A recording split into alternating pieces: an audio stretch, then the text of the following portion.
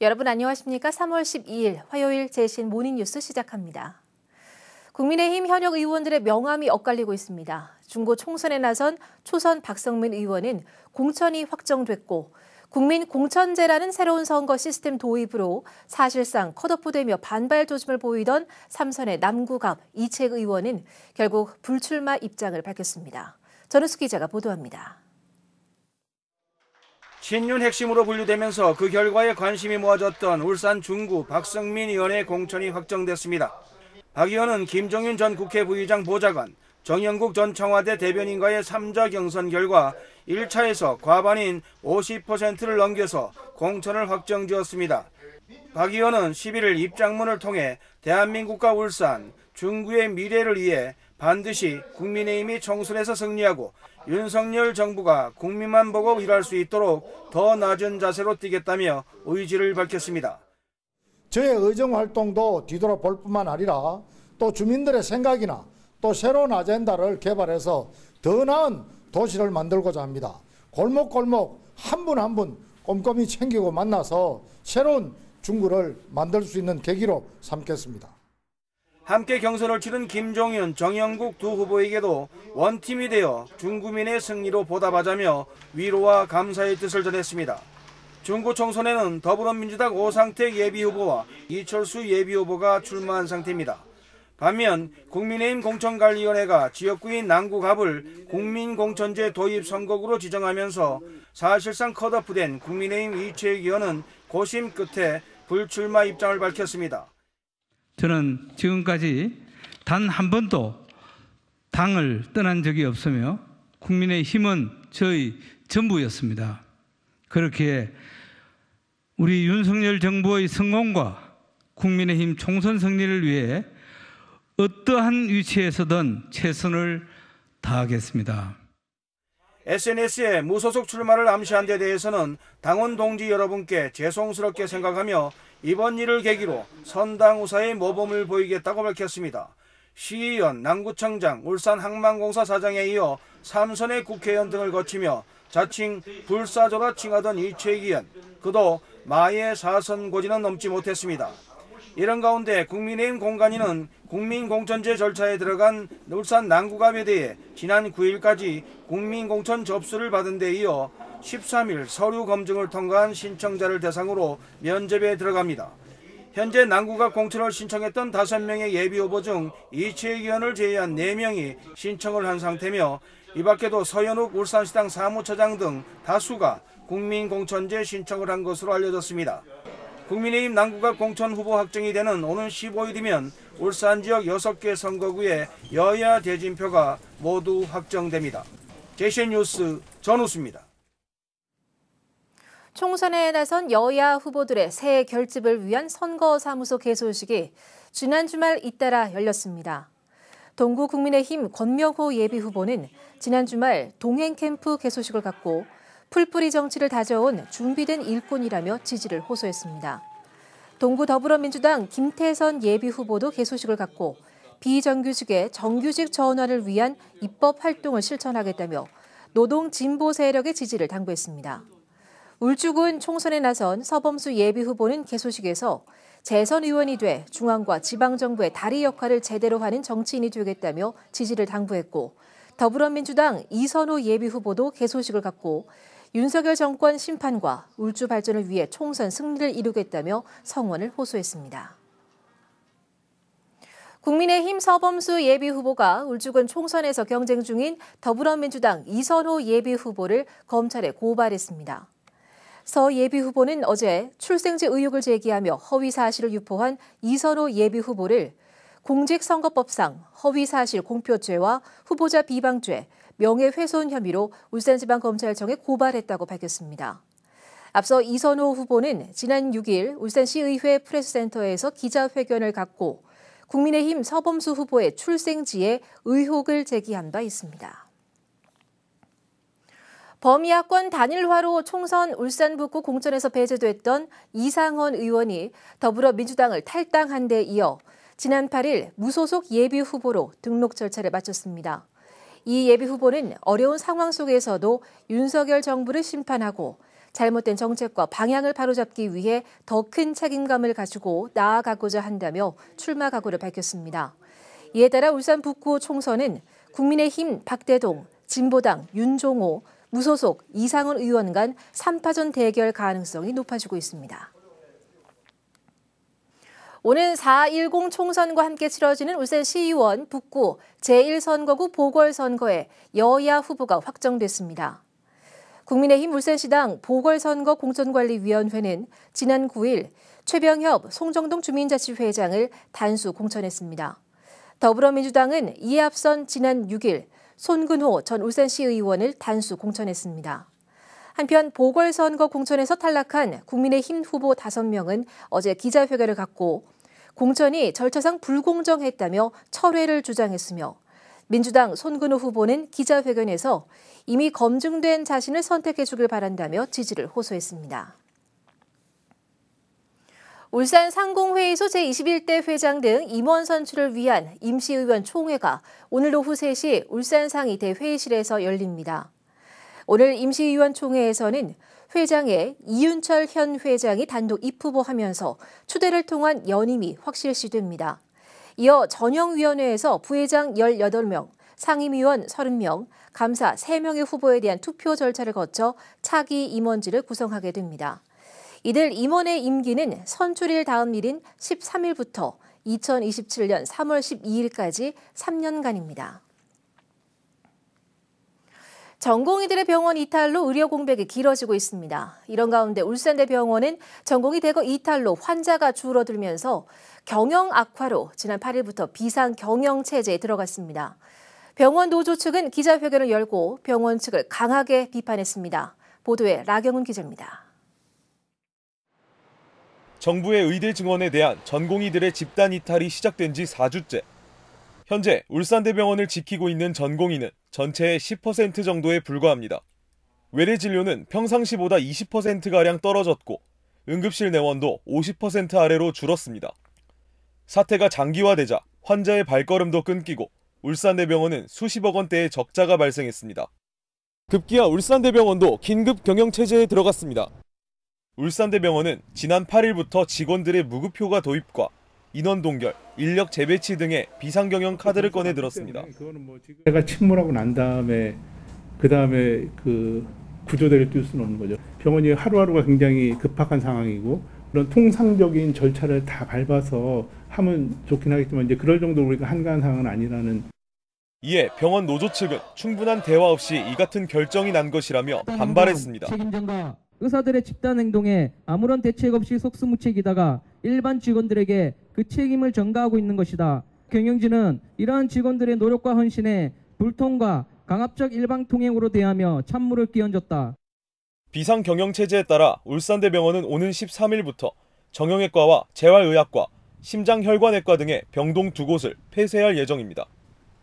한편 울산시와 울산대병원은 정부의 의료인력 파견을 요청해 울산대병원에 2명의 군의관과 3명의 공보위가 배정됐습니다. 의대에서 전공의 수련했던 그 사람을 보내주면 좋겠다. 지금 전국적으로 마취과가 부족한 거거든. 그래서 마취과 환자를 전문의를 좀 보내달라 했더니 이번에 총 5분이 배정이 됐는데 그중에 2분이 마취과 의사분이 오셨어요. 배정된 의료진들은 교육을 통해 오는 13일부터 4주 동안 울산대병원에 투입될 예정입니다. 울산대병원 교수협의회가 소속된 서울 아산병원 비상대책위원회에서는 사직서 제출 접수를 시작했습니다. 정부는 돌아오지 않는 전공의들에게 이번 주까지 사전 통지서 발송을 마무리할 계획입니다. JCN 뉴스 라경훈입니다. 부울경 초광역경제동맹이 어제 울산시청 대회의실에서 제2회 정책협의회를 갖고 3대 핵심 프로젝트 14개 협력사업을 선정했습니다. 김두겸 울산시장과 박형준 부산시장, 박완수 경남지사 등이 함께한 협의회에서는 친환경 모빌리티 산업 공동 육성 등의 미래 신성장 산업 육성과 광역철도망 확충 등의 초광역 인프라 구축을 포함한 3대 핵심 프로젝트의 성공적 구축을 위해 3개 시도가 협력을 강화해 나가기로 했습니다. 한편 부울경 초광역경제동맹은 울산, 부산, 경남의 실질적 협력 성과 창출을 최우선 과제로 지난해 3월 29일 출범해 초광역권 발전계획 수립 등 상생 발전을 위해서 다양한 분야의 공동 협력 사업을 추진하고 있습니다. 울산시가 올해 아동정책에 총 3,720억 원을 투입합니다. 울산시는 어제 시청 상황실에서 아동복지심의위원회를 열어 올해 아동정책 시행 계획을 수립하고 이같이 확정했습니다. 울산시는 이 계획에 따라 올 한 해 아이는 행복하고 부모는 안심하는 아동중심 도시 울산을 목표로 4개 분야 139개 실행 과제를 추진해 나가기로 했습니다. 울산시 교육청이 내년 유보통합 본격 도입을 앞두고 올해 울산형 유보통합인 두빛나래를 운영합니다.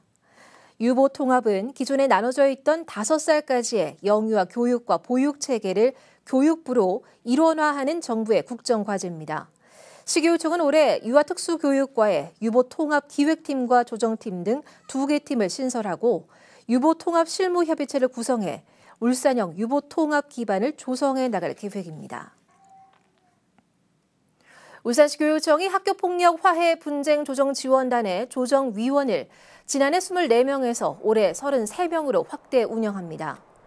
화해 분쟁 조정 지원단은 학교폭력 사안 발생 시 당사자들 간 회복적 대안과 합의를 끌어내는 기구로 지난해 학교폭력 사안 29건을 화해 조정으로 해결되도록 도왔습니다. 화해 분쟁 조정 지원단은 교원과 상담 갈등 조정 전문가, 지역 사회 전문가 등으로 구성됐으며 이번 달부터 오는 12월까지 활동할 계획입니다. 서동욱 남구청장이 남구만의 특색 있는 도시 브랜드 조성을 위해서 일본 미야자키 현을 방문해 목재 산업 시찰 활동을 마치고 어제 귀국했습니다.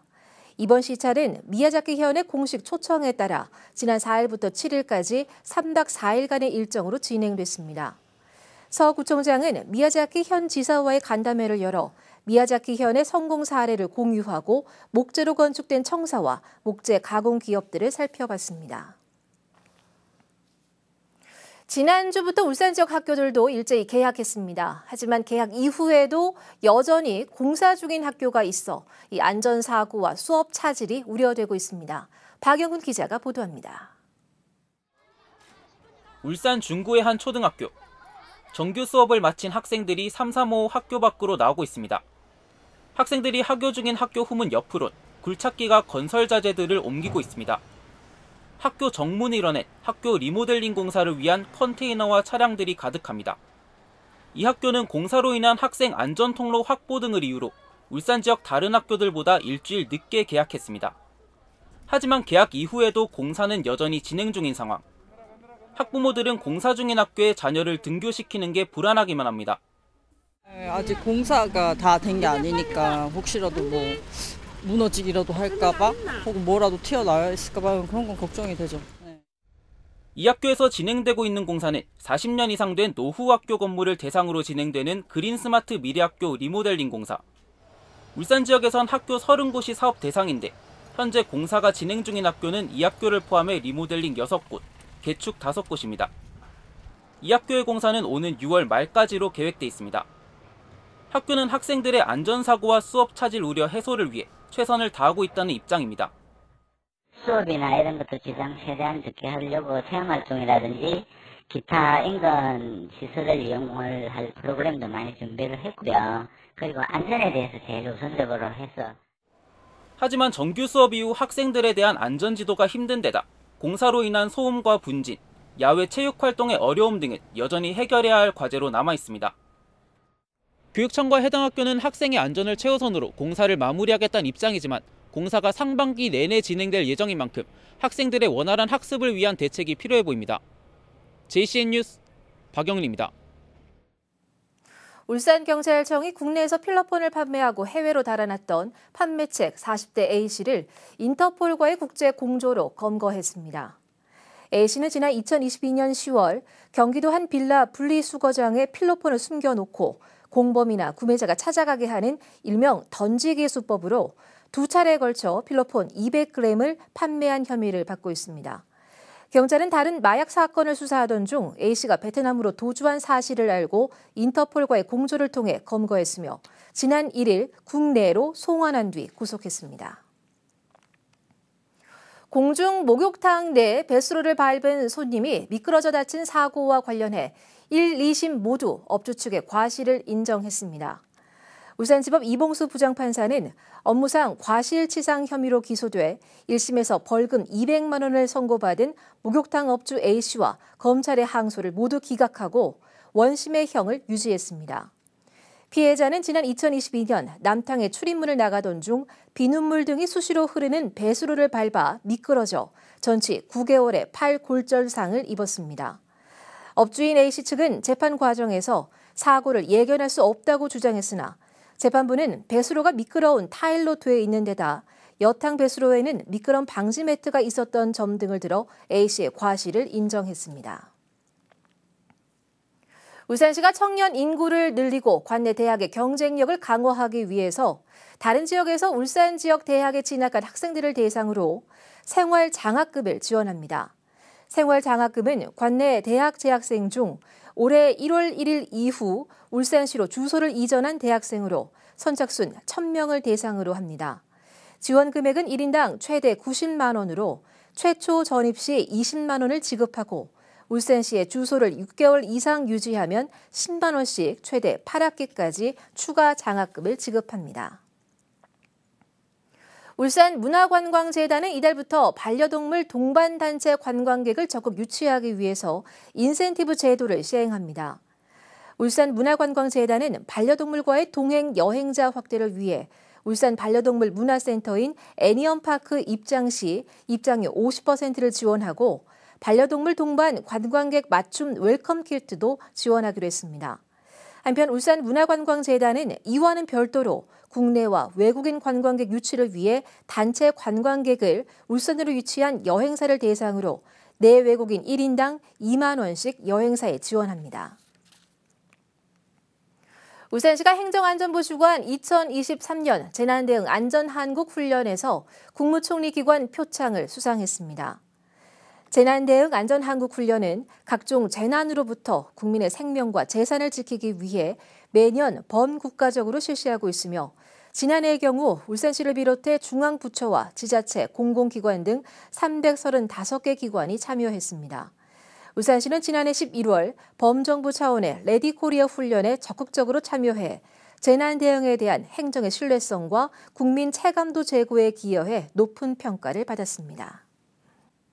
제시의 모닝뉴스를 마칩니다. 함께해 주신 여러분 고맙습니다.